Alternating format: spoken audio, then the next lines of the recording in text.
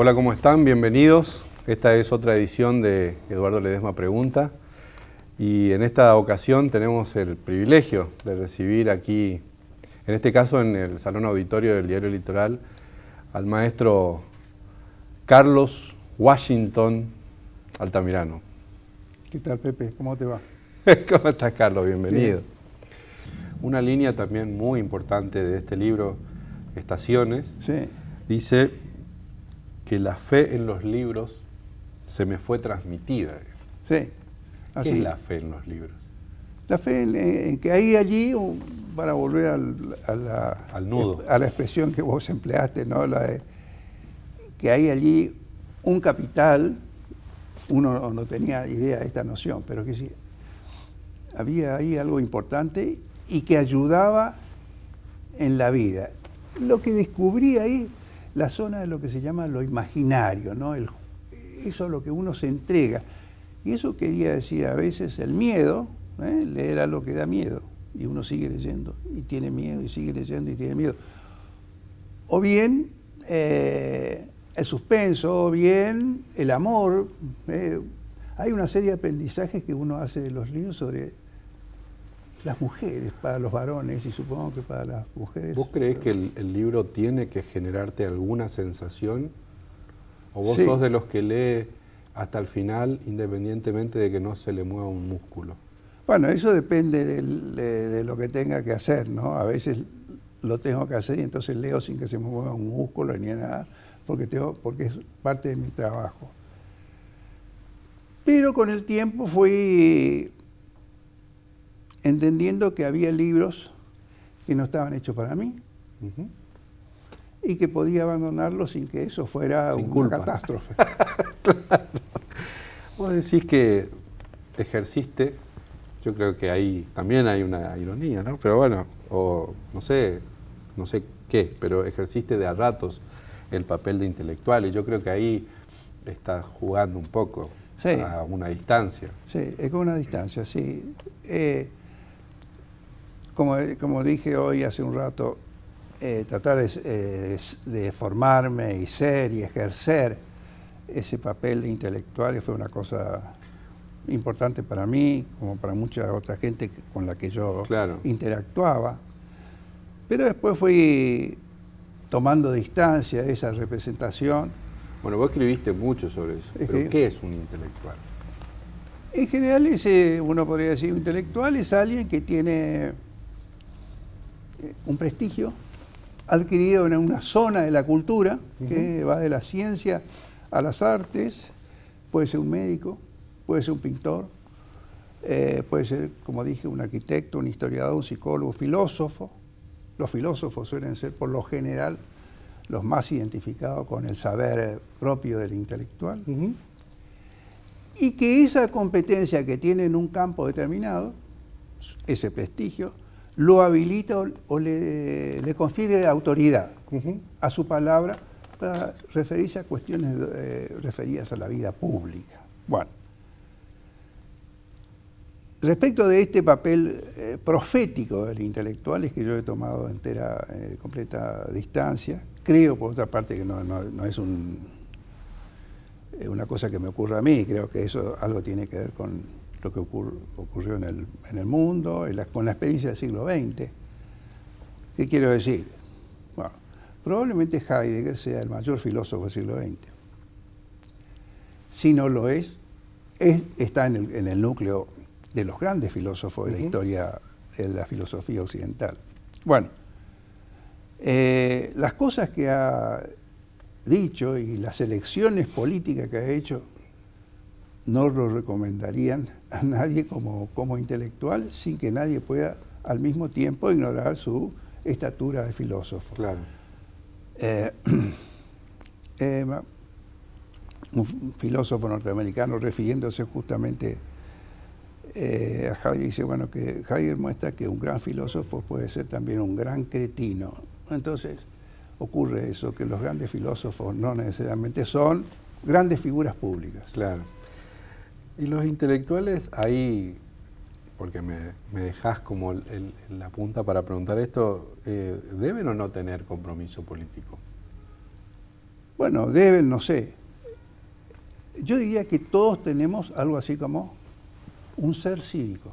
Yo prefiero esa noción. Hablar de vida cívica, de que todos, lo queramos o no, tenemos un ser cívico y que está bien asumirlo, reconocerlo, y sabiendo que uno es un ciudadano entre otros. Y si yo te preguntara apelando a tu punto de vista, ¿no? ¿Cuáles son los debates que te parecen a vos interesantes hoy desde el punto de vista intelectual? O eventualmente, ¿quiénes son los intelectuales a los que le prestás particular atención por alguna razón? Me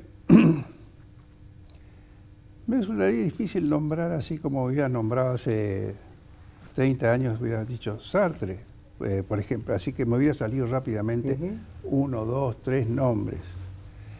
Hoy no leo cosas interesantes, a veces son de filósofos, a veces son de historiadores, pero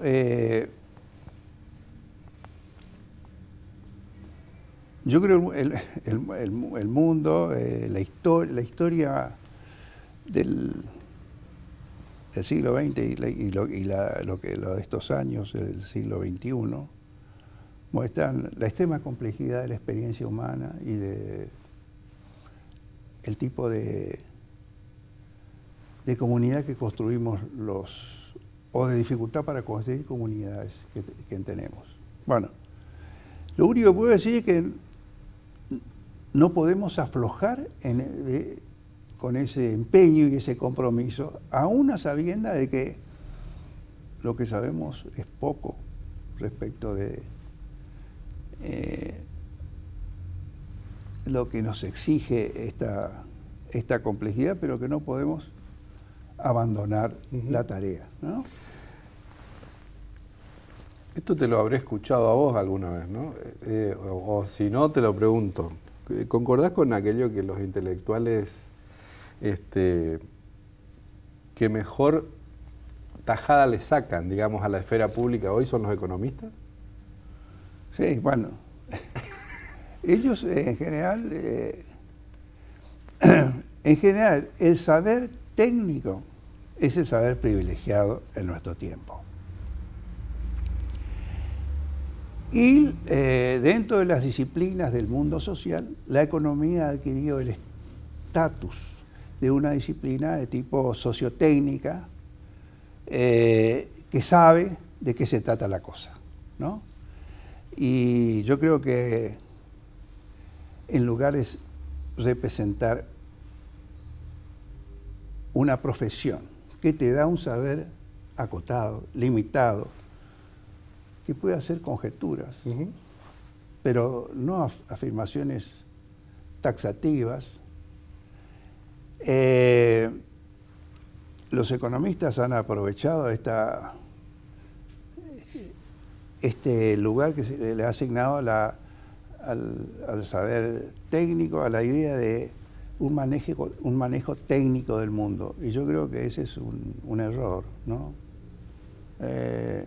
Creo que Jauretche también descreía de eso, ¿no? Sí. Decía que eran unos mentirosos. Sí. Así es. Yo no sé, porque, a ver, ser mentiroso supone que el tipo que dice algo sabe que miente. Yo creo que ellos mismos están capturados. Por su lógica. Eso, es capturados por esa convicción, ¿no? Y veo que, porque tengo amigos economistas, muchos de los más sabios que yo conozco se han retirado de ese lugar y han tomado el camino de hacer historia de la economía. Y ahí aparece el elemento de la contingencia, el elemento de lo que puede ser y no puede ser, donde se juegan muchas cosas. Y ahí tal vez porque sacan también de la discusión el interés del momento, el interés particular, el interés de la profesión. El interés de la profesión. La demanda, responden a una demanda que dice, bueno, hay un saber que es un saber técnico, que si ocurre esto, va a ocurrir, si se hace esto, va a ocurrir tal cosa. La confianza en el carácter causal, en una disciplina cuya causalidad permite hacer previsiones. Y la historia del mundo es la historia de la réplica que la historia le da a las previsiones. En el sentido de aquello que parecía seguro. No lo es. No lo es. ¿La lectura te hizo cambiar algo, tu manera de pensar, o Sí. la lectura te dio una manera de pensar? Bueno, durante mucho tiempo diría esto último. La lectura me dio modos de pensar. Después la experiencia me ha hecho leer textos que habían pasado inadvertidos para mí, o que los había leído y no los había leído bien, ¿no? Hoy comentaba con alguien una idea de un filósofo, Kolakowski, un filósofo polaco, que es un ensayo muy lindo que se llama Elogio de la inconsecuencia. Entonces él dice, el inconsecuente es aquel que un amigo le muestra un cuadro y él se da cuenta que el cuadro no es bueno, pero lo quiere a su amigo. Entonces es inconsecuente y le dice, está bueno tu cuadro. Un consecuente le dice, no, es una porquería lo que hiciste, ¿no? Pero así también el consecuente es el que te manda a la hoguera. Dice, no, el discurso equivocado tiene que ser eliminado del mundo. Claro. El pecador tiene que ir al infierno. Bueno, entonces él dice, prefiero el inconsecuente al consecuente. ¿Por qué es tan importante tener una literatura nacional? ¿Por qué fue tan importante para la Argentina? Para todo el mundo. Para todo el mundo. Ahí está la mirada, ¿no? De nuevo. Sí, para todo el mundo. A veces practicamos cierto ombliguismo, pero claro, pensamos que hay ciertas cosas que son exclusivos de la Argentina, no. En el siglo XIX, uno encuentra en todo el mundo esta preocupación por construir una cultura nacional, asociada a una idea, una identidad, de un colectivo que representa el espíritu de Francia o el espíritu de Inglaterra. Se inventan mitos. De modo que muchas cosas que se van a considerar como particularidades del mundo periférico respecto al centro, no son particularidades. Lo mismo va a ocurrir con grandes literaturas, de literaturas no tan grandes, con esta preocupación por tener una literatura que exprese lo que se llama una identidad. Es decir, que Echeverría, para nosotros era eso, un emergente de esa necesidad. Así es. Y nuestra idea de que con él nace la literatura, con la literatura argentina. Dice, bueno, el matadero, ¿no? Fue David Viñas el que formuló esa idea de que la literatura argentina comienza con una violación, y eso es por el episodio final del matadero, ¿no? ¿Y por qué comienza ahí y no comienza antes? Bueno, yo creo que alguien le dice, para un poco, a ver, contame cómo es esto. Yo creo que ese discurso no se sostiene. Bueno, y Cristina Iglesias pone incluso en discusión que lo haya escrito Echeverría, ¿no? Echeverría, sí. Ahí a veces se le va un poco la mano a Cristina. ¿Por qué todavía, y acá entramos en un punto, ¿por qué todavía se discute centro-periferia? Vos discutiste también este tema mucho. ¿Y sí. ¿Qué es, en todo caso, bueno, esa discusión? Depende de hasta donde yo sé, ¿no? El primer uso así productivo o que ofreció un modo de leer la suerte del mundo moderno se dio en economía, ¿no? La idea que había economías que tenían un papel central dentro del sistema capitalista y otras que tenían un papel subordinado o periférico, ¿no? Entonces, que consecuentemente con esta premisa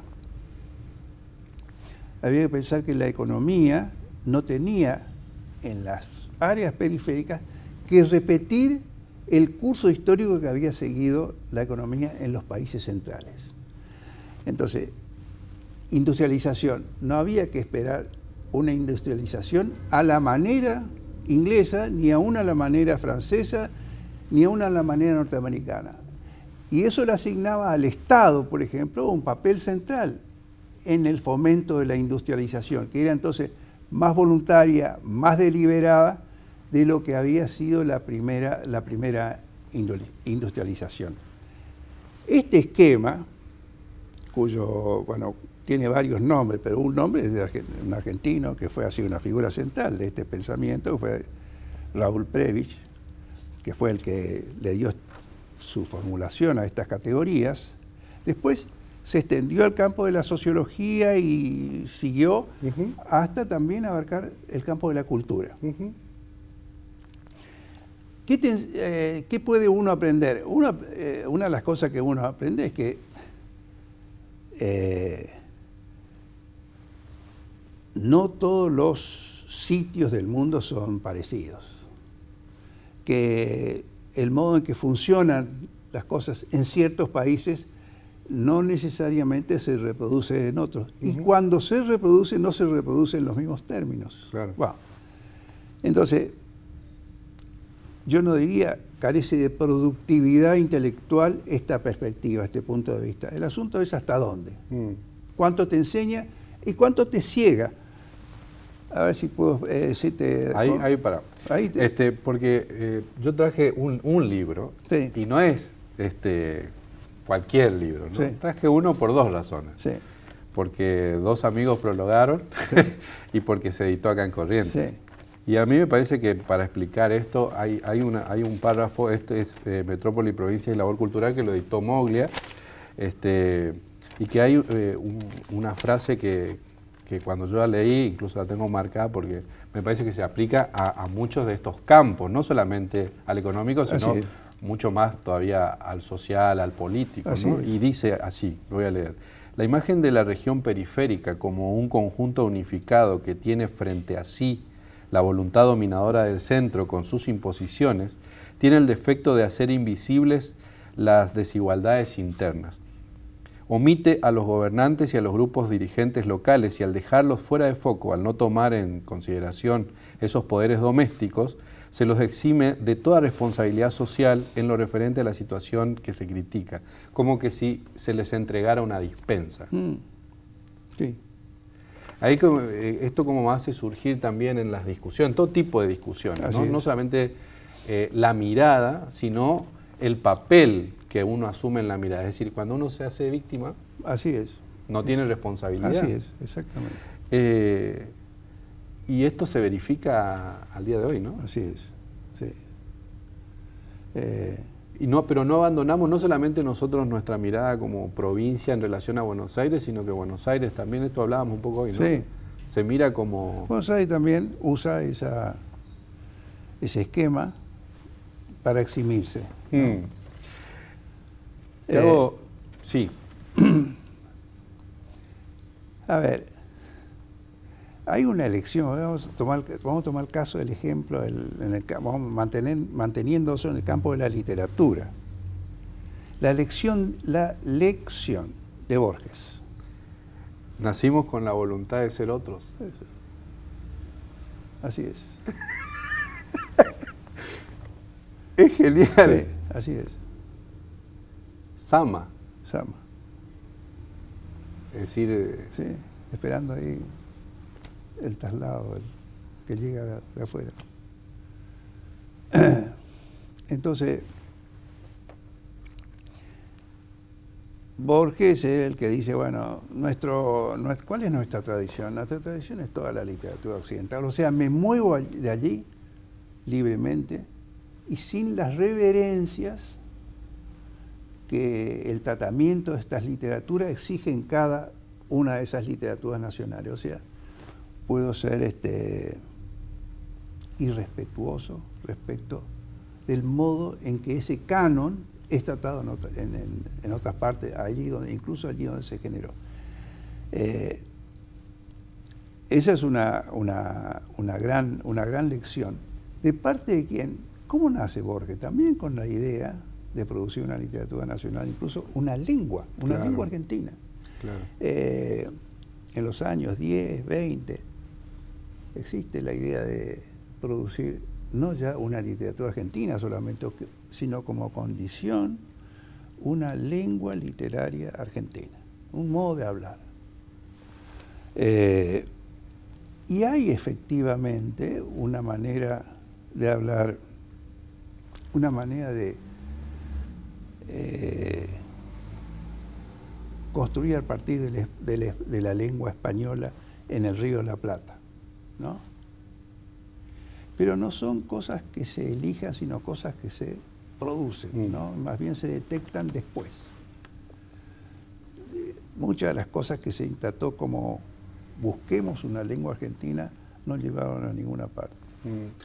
Y hay algo de esa voluntad todavía hoy diluida, incluso en la política, ¿no? Hay como esa pretensión fundacional todo el tiempo. Sí, así es. Ya que lo mencionamos a Borges, pero no te voy a desaprovechar y para terminar este programa te voy a hacer 3 preguntas, tal vez sean muy fáciles para vos, que es un poco para ayudarnos a nosotros, al resto. ¿Por qué leer? ¿Para qué leer? Y eventualmente, ¿qué leer? ¿Por qué leer? Yo creo que introducirse en esa ruta es introducirse en una ruta que está llena de disfrutes de distinto tipo. De modo que ¿por qué leer? Es para pasarla bien, para pasarla muy bien. Como te dije, porque a uno le interesa el misterio, por los amores, las pasiones, también por cosas horribles, pero que no las vive sino en esta situación imaginaria que es el texto literario. ¿Cuáles eran las otras? ¿Para qué sirve leer?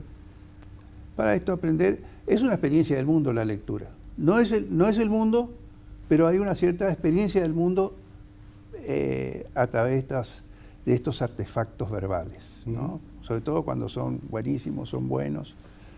Uno vuelve a leer, como te decía, leí hace poco, te hablé de La Guerra y la Paz, Rojo y Negro.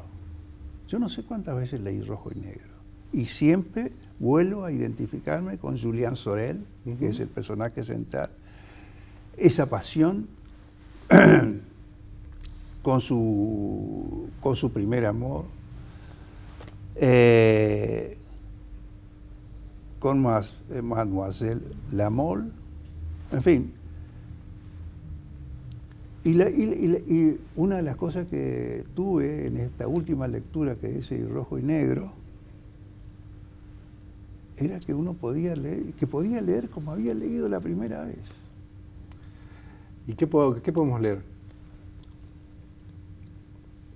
Muchas cosas.